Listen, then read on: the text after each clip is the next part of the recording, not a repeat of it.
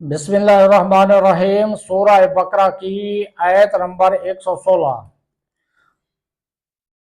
وَقَالُوا اتَّخَذَ اللَّهُ وَلَدًا سُبْحَانَهُ بَل لَّهُ مَا فِي السَّمَاوَاتِ وَالْأَرْضِ كُلٌّ لَّهُ قَانِتُونَ۔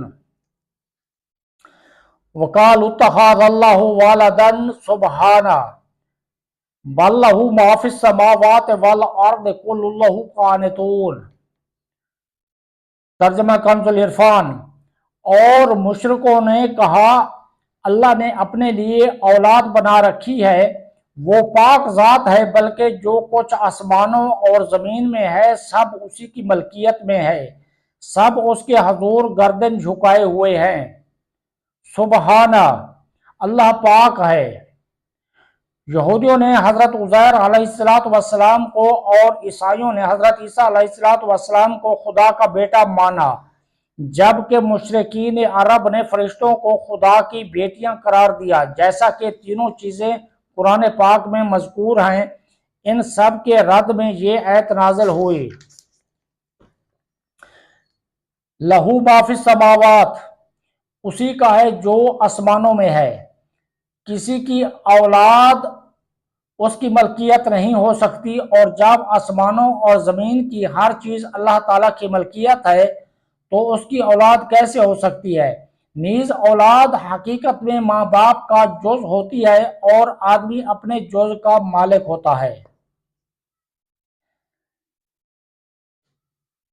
سورہ بقرہ کی آیت نمبر 117۔ بدیع السماوات والارض وَإِذَا قَضَىٰ أَمْرًا فَإِنَّمَا يَقُولُ لَهُ كُن فَيَكُونُ فَإِنَّمَا يَقُولُ لَهُ كُن فَيَكُونُ۔ ترجمہ کنز العرفان۔ اور بغیر کسی سابقہ مثال کے آسمانوں اور زمین کو نیا پیدا کرنے والا ہے، اور جب وہ کسی کام کو وجود میں لانے کا فیصلہ فرماتا ہے تو اس سے صرف یہ فرماتا ہے کہ ہو جا، تو وہ فوراً ہو جاتا ہے۔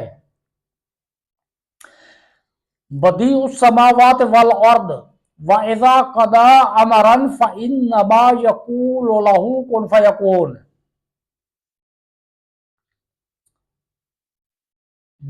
بدیع بغیر مثال کے بنانے والا۔ بدیع کا معنی ہے کسی چیز کو بغیر کسی سابقہ مثال کے نئے طور پر بنانے والا۔ اللہ تعالیٰ کے آسمانوں اور زمین کو پیدا کرنے سے پہلے نہ کوئی آسمان تھا اور نہ زمین، تو اللہ تعالیٰ نئے طور پر اسے عدم سے وجود میں لایا۔ اللہ تعالیٰ تمام مخلوق کے اعتبار سے ہی بدیع ہے، کیونکہ اللہ تعالیٰ نے ہر چیز کو خود ہی وجود بخشا ہے، پہلے کسی شے کی مثال موجود نہ تھی۔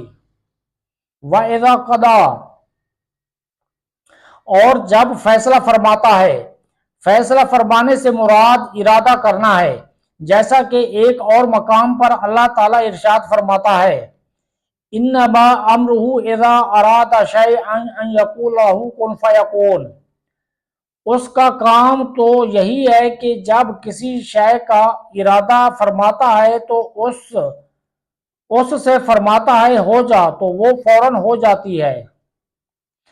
اور اس آیت سے اصل مراد یہ ہے کہ ایسا ہونا ممکن نہیں کہ اللہ تعالیٰ کسی شے کا ارادہ فرمائے اور وہ نہ ہو، بلکہ اللہ تعالیٰ کا ارادہ قطعی طور پر نافذ ہوتا ہے، اور کسی شے کو وجود میں لانے کے لیے اللہ تعالیٰ کو انسانوں کی طرح محنت و مشقت کی کوئی ضرورت نہیں، بلکہ اللہ تعالیٰ کا اس چیز کے وجود کا ارادہ فرما لینا ہی کافی ہے۔